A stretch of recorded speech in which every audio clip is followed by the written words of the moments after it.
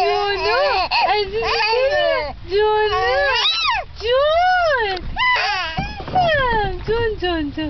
جون قربونت برم باید نگاه کن گوش میاد به این بچه میمی چنه میکنی سری جون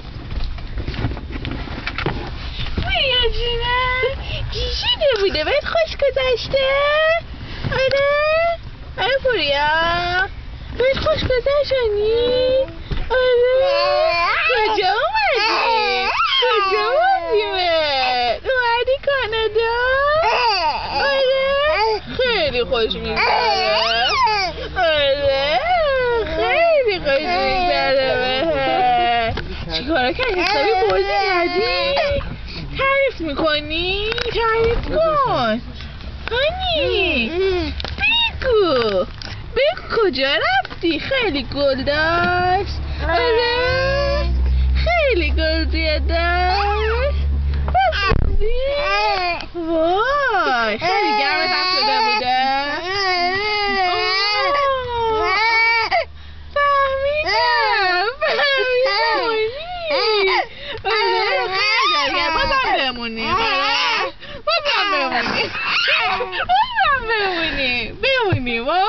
فردا هم بمونیم چطوره؟ کنم فردا هم بمونیم تو خیلی حال کردی جدی خیلی خوبه آره سردت نشه سردت شده بود آره نه بابا جدی بگو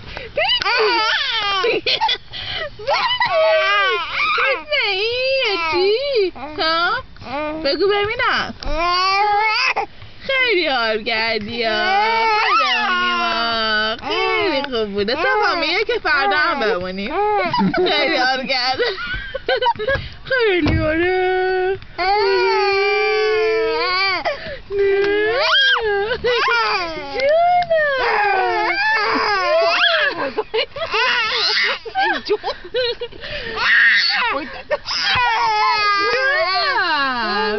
جونم باشه فردا هم میمونیم حتما باشه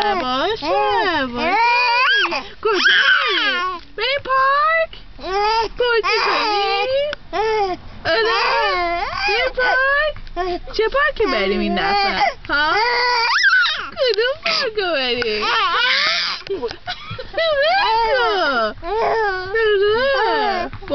باشه حتما